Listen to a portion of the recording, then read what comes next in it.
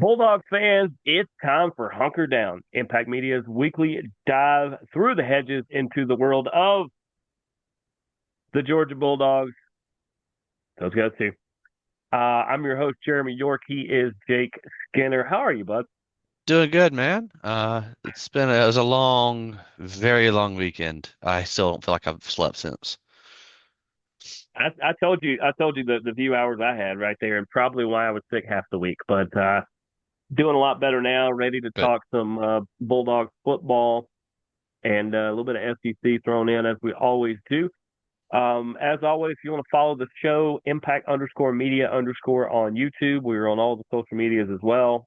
If you find either one of us, you should see the links to this show, if not all the rest of them.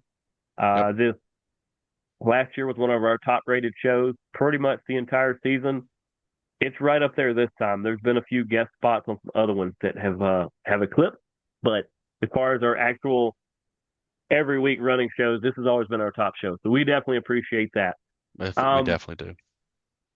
the Bulldogs had an interesting week, and I don't say that because something crazy happened. This is like a completely different team. They all stay out of trouble. They show up and they get the job done, and they're 2-0. Yeah. And that's why I named this episode 3 yards and oh look, another screen. Because it's a different team. But it's still your Georgia Bulldogs in that one. But I mean, to go and recap it, Georgia scored 28 points and Austin, who Yeah, peed the bed, 6. Austin good for P. them. They Good could have for got shut out, so good for them. they scored. Georgia let them in, still let them in there. I mean, I didn't get a chance to watch the game completely live, because I had to be at work in the evening. Those of you who watch this and know my work life, you know where I was from the hours of 6:30 until 4 a.m. And those of you who watch any of the other shows on this network, you know I was probably at a wrestling show. Exactly. I was working after spending all day in a pool to get a dive certification. So I was not anywhere near a TV. But what I can tell you is when I go back and look and went and watched the game film, Georgia's running game is back. I mean, It we looked had good. It looked it looked good. great. I mean, between the running back committee of the three of Phillips, Bowens, and Frazier, 180 yards rushing, 4 touchdowns, all of them for the day. That I almost mean, sounds like a really cool law firm. yeah, it could be. So like, I mean, like again, Frazier, Bowens, and Phillips Jr. The law firm is back. They did I'm gonna good. call him that. The law firm, I like that. But the one thing I'm going to gripe is Georgia had 231 yards passing out of 190 yards rushing, and Stockton was efficient. That's the word we'll use, efficient. Yeah, I like that word. He's efficient, but stupidly underwhelming. He is he is the peanut butter and jelly sandwich. Is it necessarily what you wanted to eat? Maybe, maybe not, but it'll work and it's Hmm. solid and you can count on it. And every time it is that sandwich that you eat it and you're like, yep, I like that Yeah. sandwich. Oh, wait, no, You there's won't, that's a good way to put it, but I'll also throw in that when you've had enough of it, you're also like, great, another peanut butter and jelly sandwich, because that's where we're going to start hitting if we're still consistent but underwhelming. He had okay day. We'll get to some other stuff here in a little bit, but like he did good. The defense, they held him Austin Peay to 45 yards all day on the ground, like 45 yards rushing. They had some more passing. Let me so pull yeah, that you back heard that up. right, folks. Austin Peay ran for 45, just 45 more yards than me and Jake did. Yeah, I think I swam for the minimum of that. But total yardage for the entire game was 196 yards. So Georgia definitely had the better day when it comes to that. Sure. They held them to 10 first downs. And here's the thing. Georgia right now is killing it with third downs. They are keeping everyone Yeah. the 3 of 13, no big plays. It's this defense is a Kirby Smart defense, and I think this defense is going to go a very long way by the time this season's done. Like they are what's going to keep Georgia in every game Sure. unless someone is man enough to keep up with them. And I don't know if that many teams they are man enough to do so. This this Georgia team is the Baltimore Ravens when Trent Dilfer was there. Cool. Trent Dilfer, hey, I just need you to keep the train on the tracks. I don't need you to do anything super fancy. The defense is going to keep them under 20 points. Can you score me 21? Great, we're going to win. Basically is what it feels like. I still think Georgia's going to average mid 30s by the time the season's over. Um, I'll go ahead and say the play calling is a lot of, like I said, a lot. The reason I called another screen, oh, look, another screen. We run a lot of screen plays right now because it's an extension of the run game. And for the Georgia fans out there who are like, why we keep calling screens? Everybody so far in our two games is playing cover, is playing basically quarters defense. They're all They're playing keeping it, back. they're playing back, so the flats are open, that Yep. little stuff, that's what's open. So play to those strengths, Yep. take the quick pass. Again, do we want to see, and I'm going to go skip special teams because we'll come back around. Gunner is not seeing the field right now, which is a huge issue. He's just sitting there playing patty cake without football and not ripping it. Mm-hmm. And honestly, I think he's scared to turn it over because Kirby preaches, don't turn it over, don't turn it over. Carson Beck was on his pick six Beck in practice, but when he went out there and played, he wasn't turning the ball over. He was comfortable. He was like, look, I know when to rip it, I know when not to. Gunner is scared to throw, it feels like, because no coach is going to tell their quarterback, don't rip it. They want Gunner to rip it, but Gunner's either A, not processing in front of him, or B, not comfortable back there and able to do it. And when I say not comfortable, the line's holding up, even though they're injured. It's Gunner going, I see it, but I don't see it. With Beck, you said he throw. I know this anyway, but throwing a lot of interceptions in practice, is that because the better DBs he saw all year were on his own team? A lot of it, and see, this room now is better than it was last year and the year Yeah. before. But So if you throw them in the practice, best, I kind of understand. Those are really good players you're going against. exactly. And see, Georgia's defense is that good. So like in practice, you can get away with picks. But I think he's just nervous. I'll get to it when we have our little discussion at the end, but he's Mm-hmm. got to see the field better. He's missing some open shots. He's like the deep ball's not there. And if there is a guy open, he's taking his every check down. He just takes check downs. Yeah. Someone will mess up and do that, and either he's going to A, throw a pick on one or get like a player obliterated in the backfield. I need to see a little bit more from our receivers. Mostly Zach Branch. He had three drops in that game. He just struggled. If you're going to be that dude, be that dude. Otherwise, just say, hey, I'll give you everything I got, but I know I'm not him. Figure Hey, that there's out. enough CD Lambs in the world. We don't need one at UGA too. I didn't want to go there. But yeah, we've had that. Georgia's blocking was better. We've got to be more consistent, but again, we're playing new. My dad texted me and was like, who's out there playing right now? So I had to look it up real quick. We were running our third stringers because our first Yep. string was out, our second string was down in this game, and now we're on our third string. It's like, dear God, but at least we're getting some depth built. Yeah. We'll get better as the consistency as they all gel. But to move on to special teams, Thorson, the Thunder from Down Under, was back. He did a good job. You love seeing him. I'm trying to get. Let me pull up this box score. I should have had it up already. Mm-hmm. But he was four punts. I don't like that number, but 175 yards, one inside the 20, averaged almost 44 yards a punt and a long of 54. Yeah, I think he's fine. So he punted for more yards than. No, wait. You said that. I forgot the actual total. They threw for that. 196. They had 196 yards total. He punted for 21 yards less than they had all game. Ooh. Yeah, I don't love that. I understand what the game plan was this time, and they weren't going to run the score up. I feel like they should have added one more score, but that's just me. Hmm. But that's crazy. That tells you how good that punter is too. That he almost out punted the throwing of your starter. Yeah, that's a great. Yeah, definitely. And And sure, in Stockton's defense, they did run the ball and get a lot of flats out there and stuff too. That well, the flats would count for him, but running the ball a lot more, he's not going to see the numbers he right. normally would. But I think they're warming him up the right way. He's going to get a big test this week, but we'll talk about that in a minute. Yeah. So I mean, all of it, all in all, we got to do better also on the turnovers. We had two major fumbles. One on the first drive that Frazier, he's not feeling loose. We haven't seen him be who he can be. I think he's just scared again, scared of turnover, but he's not play. He just doesn't hold it high. He doesn't tiki barber it. He holds it he holds it down here, and the ball just got punched out. If he could hold it up here and still be himself, he just needs to work on that. And the other one was a receiver, um, Yeah. Humphreys again. Um, and this is something that I'm going to talk about in a second. but like I still feel that we're not playing our best players yet. I still feel that we're not there yet, Okay. but I'll explain in a Yeah. moment.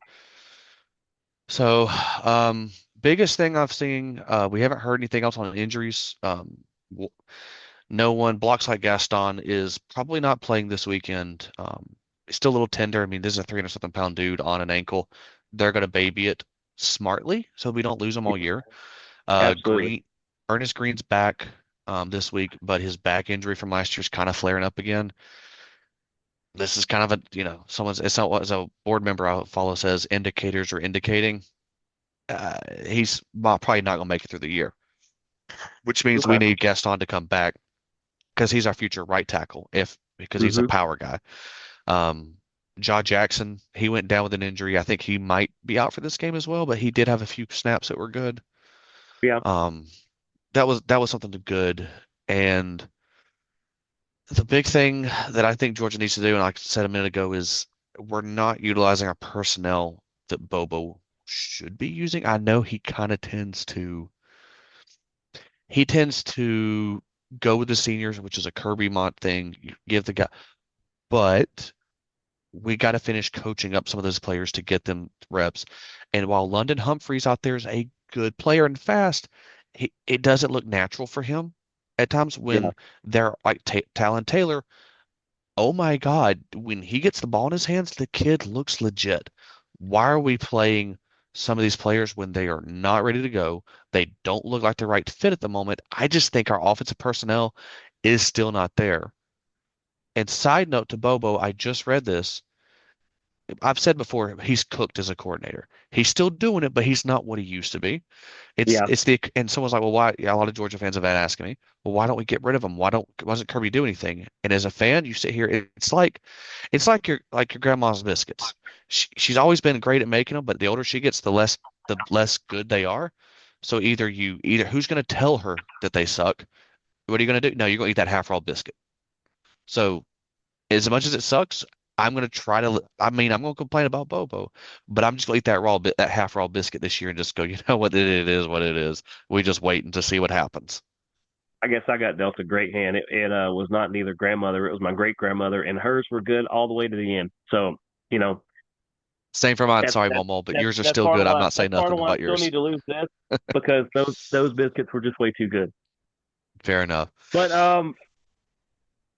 let me ask this because I don't know the answer to this question. It's something that was asked to me before. Who makes the personnel decisions for the offense? Is it Bobo or is it It's Kirby? 100% Bobo. Like that is Okay. your job is to get everything in place. So like last year, every week we played, some group was not playing. One week it's the quarterback, the next week the running backs, then the O line, and then the wide receiver. There was never a group that just the whole group just never gelled Yeah, because someone making decisions, Bobo, isn't doing anything. And again, he hated Carson last year. Carson hated him, so that was already a knock on the entire game plan. So that's a offensive coaching staff slash Kirby will probably make some suggestions, but that's why Monken was so good. Is Monken Hunt? He found personnel. He's played to their strengths. Even when he told the starting quarterback that won two titles, "You'll never play here." Takes a dog to be that good and say, "I'm just going yep, to do it anyway, coach." Needless to say, you got to get your best players in space. You got to get your best players in the game. And if you're yeah, not hunting those matchups with your best players and you're just letting them sit on the bench because I don't want to play you because I don't know how to coach your skill set, then why are you even coaching? sure. Like, yeah, we had one of our best offenses under Bobo 2 years ago, but it's very clear he's he's cooked. He doesn't know what he's doing anymore. He doesn't get us in the best position to win. This team can still win a title with Oh Gunner yeah, and with things. But I'm going to tell you, Georgia fans, it might be a long season to watch this unfold. Like you're going to be upset more than you are going to be happy. We're still going to win, but you're going to be sitting there. I I yeah. recommend, I recommend doing finding whatever your calm zone is and watching that, and then just check the score after the game. Some weeks probably. And let's throw this out here, fans. If you want Bobo to be edged out, he's not going to be unceremoniously dumped. If you want him edged out or replaced, you have to be some of the biggest Carson Beck fans you can this year. because the better Carson does, this is the Brady Belichick thing. What Brady did after Belichick proved what level he was on too, and that it was a lot him, and that it wasn't just Agreed. the coach. Well, in this case, if Carson Beck goes out and has he's not going to be the Heisman winner, but if he has a Heisman contender type year at Miami away from Bobo, then you're going to go, you know what? Maybe it was a little bit the coach. Hmm. Definitely. So, moving on, we got Tennessee this week in Neyland Stadium. This one's going to be, I believe, if I remember right, this one will be on the four-letter network This is going to at be why 3:30. Jacob's eating dinner alone all week. For those of you, actually, no, we're on the ABC, the three-letter network on ABC. For those Wow. of you that don't know, my girlfriend, originally from Idaho, went to school in Ohio. She's a Bowling Green graduate, and then lived in Sevierville for so long. So she likes to pull for the volunteers, and yeah, hey, at least my family, like they family said, at least it ain't Alabama or Florida. Or Auburn, I can live Ohio with it. State. It could be bad. It It could be could be bad. horrible. It could be horrible. It could be horrible. So we can settle for Tennessee, and she likes football. She's not the biggest fan, but we can live with that. But I honestly anyway, don't have a problem with Tennessee, and I'm not just saying that to suck up to your girlfriend because she knows that I'm not saying it for that. It's like no, if Georgia or Michigan or somebody are not in it, or if we're watching a different game, I have no problem with the Volunteers having a good day. Got nothing yeah, against them. I hated them for Philip Fulmer. I don't hate him as much, but I still don't love him, which Yeah, is fair because it's the SEC. You just don't sure. love anyone else. Exactly. But exactly. So but yeah, we got them. They're known for an explosive offense, even though I call it a one-trick pony offense because their entire offense is spread the field, try to run, and then if the receiver doesn't get open fast enough, just take off and run. Yeah, but if It's that a pony's Seabiscuit, then you only need one. exactly, and that's what made Jalen Hyatt so good. And then Secretariat. Name your favorite horse here. If you're a one horse town, but you have the best horse in the world, then okay, then you're yeah, doing okay. exactly. So that they're going to be good. Their defense is okay. I don't know that they can. It depends on how Georgia plays them. Is what their defense will look Yeah. like. Their biggest weakness is going to be that up front on those five starters on the line. They don't have a ton of depth. They're not gelling yet. They scored a lot of points last week, but we'll see what shakes on that. Let's see. Yeah, I'm sorry. We'll see what shakes on that. And their defense again, their defense is good, not elite. They got some good players, but they have some injuries. So the biggest thing we're going to see is can Georgia's defense overwhelm the Tennessee offense for 4 quarters and keep them, which Georgia's defense is looking great. Like they might can do that. And then how will Gunner do in his first true SEC road game? Like this is a different atmosphere. A couple years ago, and they set a new record for loudest football game when Georgia came into town. So we'll see how that goes down. Um, Curious to see. But I mean, it's always Neyland. Spooky things happen there every now and then, but luckily nothing spooky has happened since Kirby's first year as a head coach. And keep this in mind too. And it's because I'm going to make a little bit of a case for Tennessee before we get anywhere close to our pick. Tennessee has actually played the slightly more difficult schedule. I would say mainly because they played Syracuse, and if you think Syracuse isn't any good, well, them and UConn went almost to two overtime. Those are two good squads. They're going to play each other really tough, and they were right in it with Tennessee up until about mid Syracuse is third no or something joke. like that. Their head coach is former Georgia defensive back coach Fran Brown, who, Yep, truthfully, I will tell you now, is my head and shoulders pick to be the next Georgia head coach when in Kirby like recalls and 15 years. quits.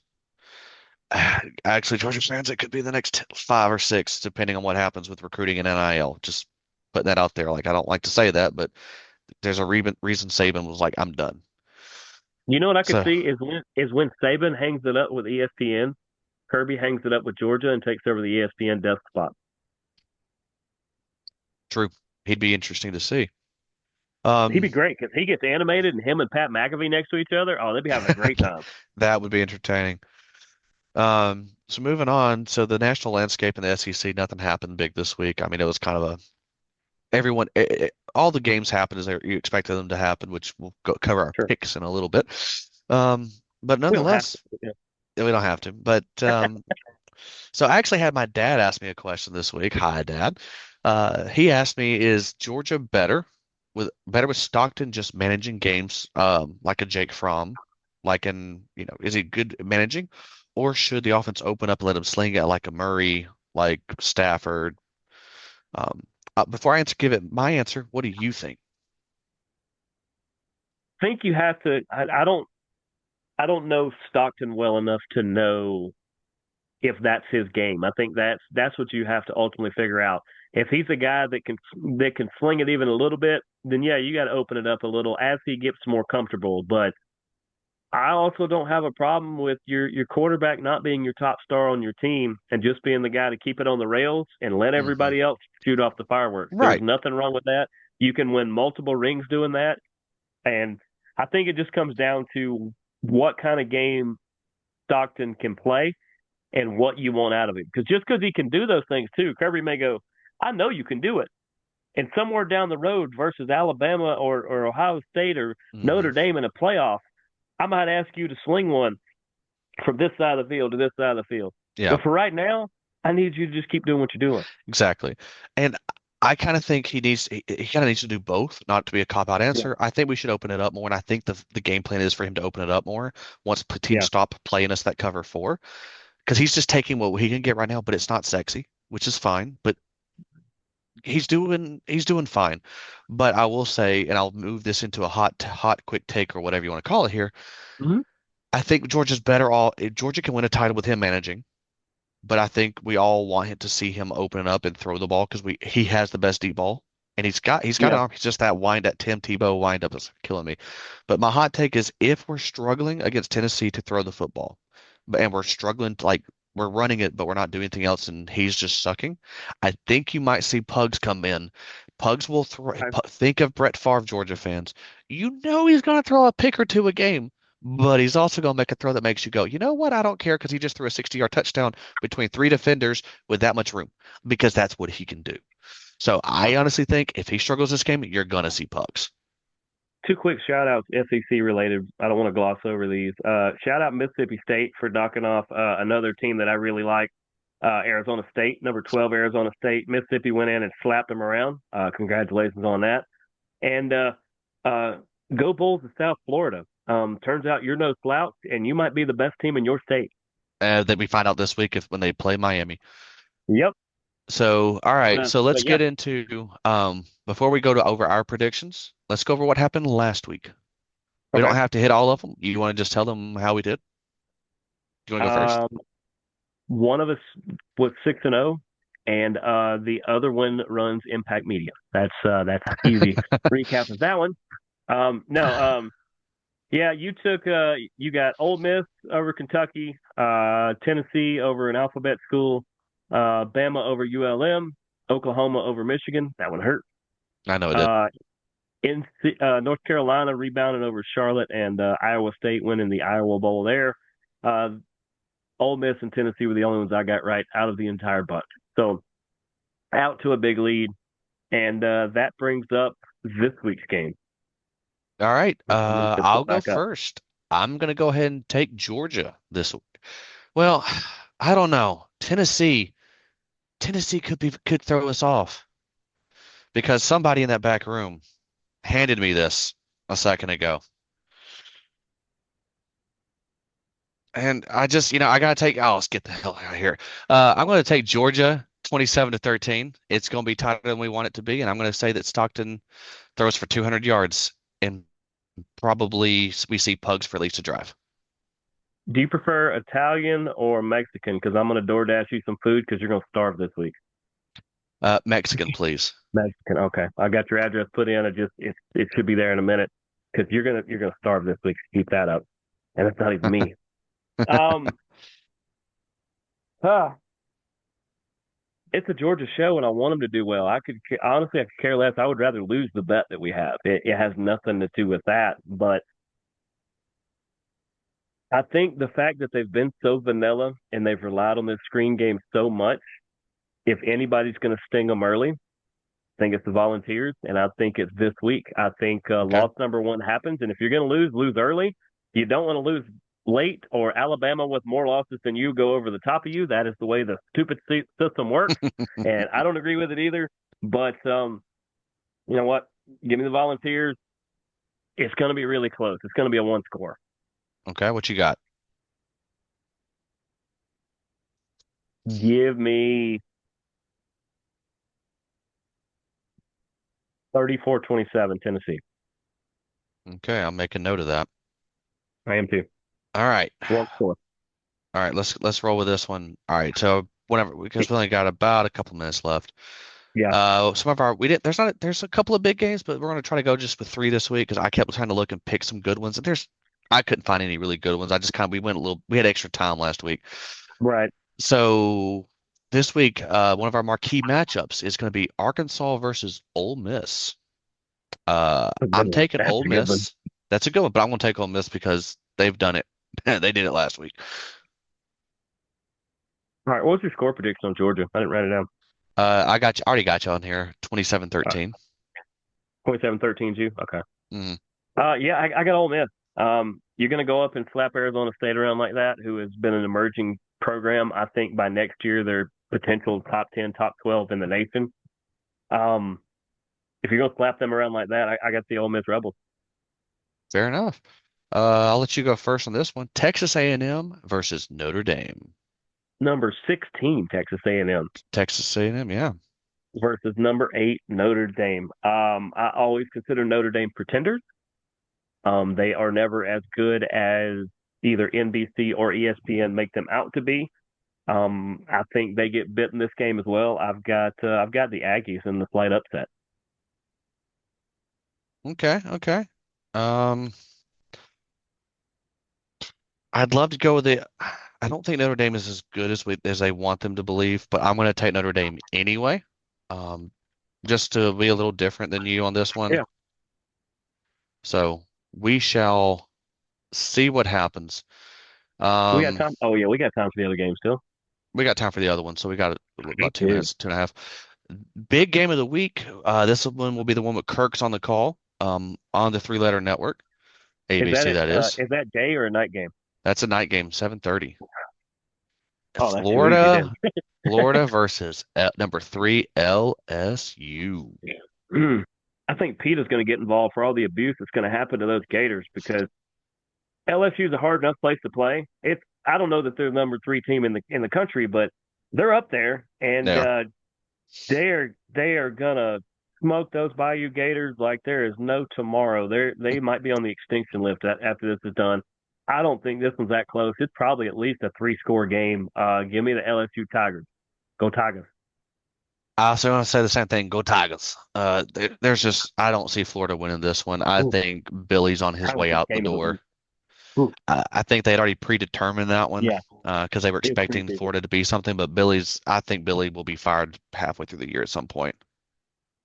I don't know if he. I mean, I wish I had their schedule in front of me. We don't have enough time for me to do it. I think he's fired within the next 2 to 3 games. I don't even think he makes All halfway. right, we got a minute and a half. I got you pulled up already right here, man. So actually, the Texas A&M game, by the way, is also at 7:30, but that one's on NBC/Peacock. So Mm. that's also kind of a big night game. Okay. Here, okay, sorry. Here's your schedule for the Florida Gators. Mm-hmm. Uh, they are playing at LSU, at Miami, at home versus Texas, at Texas A&M, versus Mississippi State, versus Georgia, at Kentucky, at Ole Miss, home Tennessee, home FSU. I don't think they I win don't. three games out of that. I don't. I didn't pick one win out of there. Maybe Kentucky. Maybe. I, Kentucky and maybe Mississippi State, but then again, I guarantee you Mississippi State gonna play them harder this year than they normally do. Yeah. But man, I hate it for you, Gator fans, because I don't have anything against you. I just don't like your I team. I'll go ahead and say it. I kind of wish you'd keep Billy around because he's kind of fun to beat up on. Makes it easier every week. I just go, oh, we're gonna beat him this year. That's why But Ryan Day's my favorite Ohio State coach. all right, well, we got to sign off. We got about 5 seconds, so I'll let you run it out. We'll see you guys next week on Hunker Down. Go Go Dogs. Dogs.